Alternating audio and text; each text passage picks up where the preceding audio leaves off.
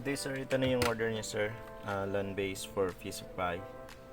So yung connection niya sa coin slot is ito pa. Yan. So ganito lang, may set pin tayo saka connection ng power, coin at saka ground. So kung gusto niyo i-power cut, tanggalin niyo lang ito. Tapos itong red na to dito.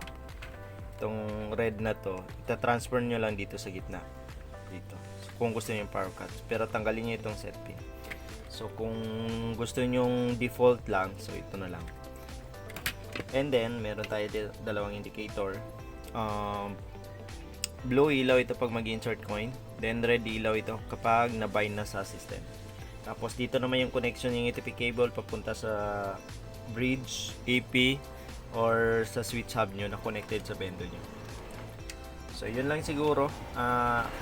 Babay muna natin, try natin dito bago ko i-ship para sigurado tayong gumagana. So yung coin slot ko tumatanggap ito ng 20 pesos na buo. So ito yung pang test natin dito. Actually itong credit niya nasa coin slot naman ito. So papakita ko na lang na walang problema. So meron tayo dito buong 20, 10 na luma, 5 na bago, 10, 5 na luma. So yun lang. So ngayon pa-plug na natin. So dapat ilaw itong reds.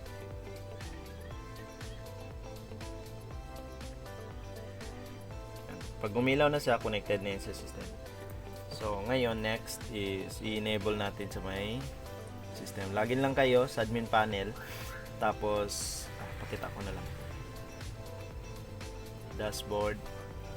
So dito login kayo sa admin panel, punta kayo sa may Bendos. So ayun to siya. LAN tapos Node MCU. Ito kasi itong wireless ko, tinest ko kahapon. Offline na yan kasi wala na yan, na-ship na. So ito itong online ngayon. So punta lang kayo sa may pen. So sabi niyo sir is ipapakita ko kung paano siya. At least ito sundan nyo lang sir sundan nyo lang itong demo ko. Then pag naka-enable na yung status save, then okay. So ayan, so good na yun siya. Pag ganyan good na. So punta tayo sa my portal. I-refresh ko lang to. So once mag-insert coin ako, ito ilaw dapat itong blue.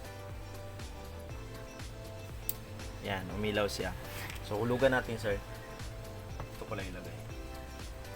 So kailangan ang credit nito is 20, 30, 40. So bibilisan ko yung hulog.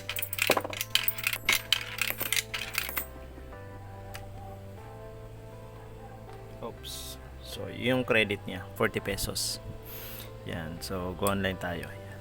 Okay na. So wala naman yung blue. So ganoon lang sir yung sabi nyo na naka-VLAN kayo. So gagana doon sa setup nyo. Ganun. Para kung basta kung may need kayo or may hindi kayo magets, chat nyo lang ako para ma-assist ko kayo. So yun lang siguro sir.